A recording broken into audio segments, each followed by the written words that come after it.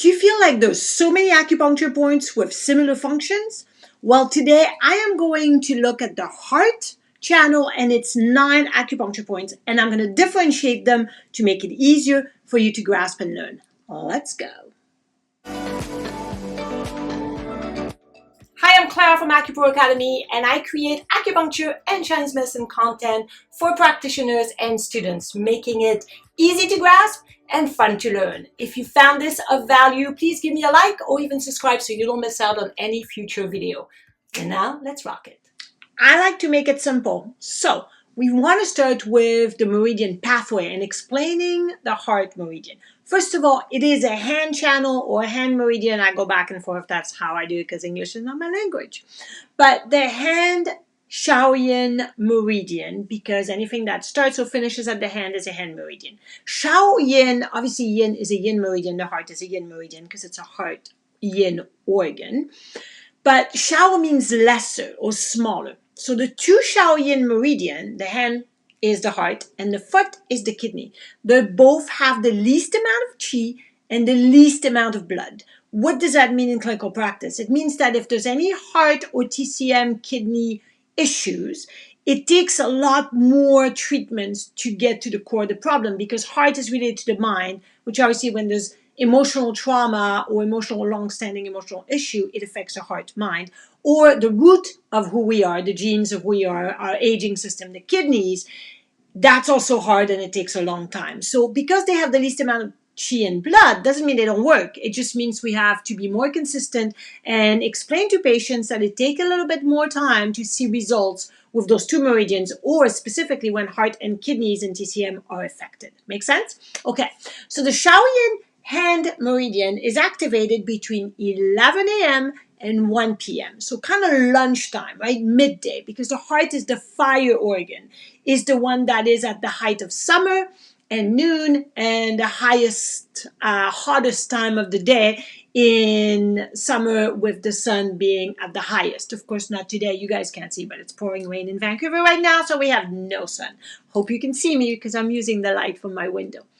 Anyway, I digress all the time. So at noon or around lunchtime, this is when we want to protect the heart. So in clinical practice, when people tell me they eat really fast at their desk and they don't have time to go for lunch and they overwork, I know their heart is being affected. And then they have a lot of anxiety and they can't sleep because they're not taking the time to kind of sit down, chew their food, and be calm at lunchtime. So you don't want to have coffee or do any excitement or overworking at lunch. We're supposed to calm and be nice to the heart. So that gives us a clue in clinical practice. Now let's look at the pathway. When we look at the pathway of the heart channel, if you remember, the previous channel which flows into the heart is the spleen. And the spleen ends up in the heart, or there's a branch from the spleen that goes directly to connect with the heart channel. So the heart channel actually starts in the heart organ. That's pretty rare for most meridians. So it starts in the heart organ and it will go down to meet the small intestine, its counterpart, yin and yang related meridian, because they have to connect. Then it's going to go, this is an internal branch, by the way. It's going to go up through the throat all the way to the eyes. And the reason is, remember that the shun, S-H-E-N, the shun, in TCM is the spirit, the mind, the soul. And where do you see the connection to that? The eyes are the open windows to the soul, right? So the eyes reflects into the shen, into the mind. We always say in TCM, if someone has really been defeated, you could see it in their eyes. Their mind, their shen, their emotional trauma will show in their eyes. This is why the heart meridian has to connect to the eyes, because it's the window of the soul. Make sense? Okay, and then it's going to have a branch from the heart organ going through the lungs and then coming out at heart 1, which is under your armpit. So from heart 1, now we're on the external branch. The external branch is where all the points are located, versus the internal branch, which is the connection of the points that we connect into the internal branch. That's how we connect the acupuncture needle. So heart 1 is going to be under the armpit, and we're going to go all along the channel. It's going to go on the medial aspect of your arm all the way down to the pinky, right? And we're going to have heart 2 on the arm, on the medial aspect of it. Heart 3 is going to be at the elbow, and then 4, 5, 6, 7 at the wrist area, 8 at the palm, and 9 at the tip of the finger, or the baby finger. That's the heart channel. And at the tip of the baby finger, this is where the channel connects to small intestine. And small intestine 1 will also be there. So that's where they are connecting together as well. All right, let's look now at all the points, function, location, and clinical pearls and my experience in clinic. Let's do it. Let's look first at the location of heart 1, 2, and 3. A quick reminder, between the elbow crease and the axilla, the anterior axilla, it is 9 Sun, right? Your whole arm from the elbow to the axilla is 9 Sun, just a reminder. So heart 3 is located at the medial end of the elbow. Heart 2 is located 3 Sun above heart 3, right at the edge of the biceps, the medial edge of the bicep. And then heart 1 is located at the center of the axilla. Pretty simple. Let's look at the function now. Heart 1 is not an easy point to needle just because of its location. So usually the patient will be facing up, so supine, and then their arm this way, laying down on the table. And that's the best way to needle it and keep the arm above the head on the pillow. That's the easiest way. Having said that, it's not a point I use a lot in clinical practice just because of its placement and where it is. And there's other points that do the same, which is to promote circulation for cardiac or chest pain. And it's used locally if there's swelling or anything happening in the ribs or the arm. Pretty simple. Heart 2 is very similar to heart 1. It's for chest and cardiovascular issues, so it promotes blood circulation. It can be used for stress or for people that have headache, and then you can put a cold compress and it feels better. So it does kind of clear heat as well. But I think there's better point for that than this one. And I use it mostly locally if there's biceps pain. Heart 3 is the He point of the heart. So as all He point, it does clear heat. It is also used for, of course, all cardiovascular, chest pain kind of thing. But mostly it's going to be great for manic depressive behavior, but especially for the manic stage. And it can be used for internal wind, specifically due to heat in the blood, which creates tremors like Parkinson's. But the root cause should be heat in the blood. That's always the best thing in TCM, is looking for the root cause to figure out the best point for your protocol. Let's now look at the locations of heart 4 to heart 9. Heart 4, 5, 6 are going to be in relationship to heart 7. Heart 7 is at the wrist crease, as you can see there, on the radial side of the flexor carpi ulnaris, which I'm going to be called FCU. Much easier than say flexor carpi ulnaris every single time. You with me on this? Okay, so we see heart 7 in relationship to heart 4 is 1.5 Sun above heart 7. 1.5 Sun is 2 of the patient's fingers, the first 2 fingers, that's 1.5 Sun. So you can use that to help you. And all those points, 4, 5, 6, 7, are all going to be on the radial side of the FCU. Right? So heart 4 is 1.5 Sun above, heart 5 is 1 Sun above, heart 6 is 0.5 Sun above. Make sense? And then heart 7, of course, at the wrist crease. Heart 8 is located between the 4th and 5th metacarpal bone on the palm. And it is really found by forming a fist and gently resting the baby finger where your baby finger lands. That's literally where heart 8 is. And as you can see, heart 9 is 0.1 Sun at the base of the corner of the nail on the radial side of the baby finger. Well, let's look at their functions. Heart 4 is used mostly to nourish blood and yin deficiency of the heart. It's the Jing River point. And so it's great to use for people that have anxiety, insomnia, specifically due to blood deficiency and or yin deficiency. Again, always look for the root cause. It can also be used for sudden voice loss, specifically due to stress. Heart 5 is the lower connecting point from the heart to the small intestine. And remember, in TCM, the small intestine separates the clear from the turbid, which relates to urination, right, to the bladder and urination. So heart 5 actually in clinical practice, I use a lot for interstitial cystitis. It's really good for cystitis because that's an inflammation of the ureter, not an infection. And so this is a really good point in conjunction with other points like liver 5, gallbladder 34, and other related points. But that's a really good point for cystitis. That's the urinary tract connection of the lual connecting point. Yes, it is also used for chest issues and palpitation, but also it can be used for speech impairment. So the heart opens into the tongue in TCM, right? So when there is stuttering and when you're anxious and you stutter, that is a heart issue. Heart 5 is a really good point to be part of your protocol to help calm the mind so the person stuttering is more calm and they're not plagued by it all the time. Does that make sense? Awesome. Let's do the next one. I love Heart 6 in the clinical practice. Heart 6 is, first of all, the chi cleft point of the heart. And remember, chi cleft points on the yin meridians are going to be looking at blood issue, and on the yang meridian at pain issue.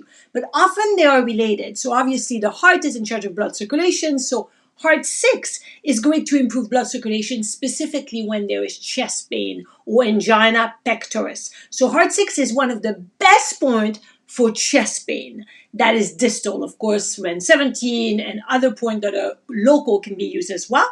Pericardium 6 is also a really good point because it's a commando point of the chest. But Heart 6 is the best point for cardiovascular or chest pain due to heart issue like angina pectoris. So that's the first thing. The second thing that I love to use in clinical practice Heart 6 with is Kidney 7. Kidney 7 and Heart 6 together are the best combination for night sweat due to yin deficiency. Remember, the heart is connected to sweat in TCM Foundation. So Heart 6 and Kidney 7 for heart yin deficiency creating night sweat, this is the best combo. And it can be used for nosebleed due to excess fire, but there are better points than that. So I would focus mostly on the two first ones that I mentioned, the chest pain and the night sweat. Are you enjoying my graphics so far? Well, you can find them all in my AcuPoint Made Easy, an illustrated guide to all acupuncture points, and so much more. The PDF version has a lot of video links. You can download it on your phone, your tablet, your computer, and have it at your fingertips at any time. It has a great table of contents. The hard copy ships all over the world if you're someone that loves to hold a book and really enjoy the colorful part of my graphics. You'll find them all exactly the same as the PDF in the hard copy book. The feedback has been amazing. As you can see here, so many people have just loved the book or the PDF or both. So what are you waiting for? Click the link below and get your copy today. Let's get back to what we're talking about today. Drum roll! This is Heart 7. I think this is the most common used heart point in clinical practice. It is called Shun Men. And Shun means the spirit, the Shun, the soul, the spirit, the mind. And Man means the gate of the mind. That's the name of this point. So we understand, by the way, this is the best point to help calm the mind for anxiety, for insomnia, for anything that the mind just gets so busy. This is a really good calming point, specifically for insomnia. Also, it is the UN source point of the heart. And UN source points go to the source, the UN chi, right? Which means any long-standing heart issue, like lots of palpitation for many years or cardiovascular disease issue, you want to put Heart 7 because it is the source point, the UN source point. It's also a shoestring point, which means it's really good to help as well for poor memory. We don't have a lot of points in TCM that help with memory. This is one of them. So it's a fantastic point. Don't you love it? Woo! Heart 7. Specifically, you can combine it with its counterpart, Ear Shenmen. Ear Shenmen and Heart 7, that's double Shenmen. That's the best. I love Heart 8. Unfortunately, being on the palm, it makes it a bit more difficult for people because you have to ask if they're okay with it because there's a lot of more nerve-sensitive area, just like on the sole with kidney 1, kidney 5. Kidney 1, I'm not editing. I'm just going and running with it. You know me. Easy peasy. So heart 8 on the palm, it's not that bad to do. I think it's easier than kidney 1, but it's such a good point for people that have excess heart fire. What are the symptoms for excess heart fire? Generally, lots of canker sores on the tongue, not in the mouth. The mouth is more stomach, but on the tongue, that is a heart fire. Also for burning, painful urination, that is a heart fire moving down to the small intestine. If there's no infection, it's more inflammation. Again, for cystitis, you could combine this with heart 5. That would work really well. It can be used for external genitalia burning like vulvodynia, specifically combined with liver 5. So for vulvodynia, heart 8, liver 5, great combo. It can be used for hot palms, like people that feel really, really hot in the palm and the hands all the time. So it's really for that excess fire in the heart, right? Which obviously can affect palpitation, anxiety, everything, but it's really that excess heat. That's the best point for it. Last but not least is heart 9. It's a little tricky just because there's not a lot of flesh on the baby finger, so it's quite painful. We prick to bleed, and that can be quite painful. This is a Jingwell point, so it's used usually for fainting, for manic behavior, fever, kind of like all Jingwell points in general, but I usually like to use pericardium 9 because it's more on the flesh and less by the corner of the nail, so less painful. And that wraps it up.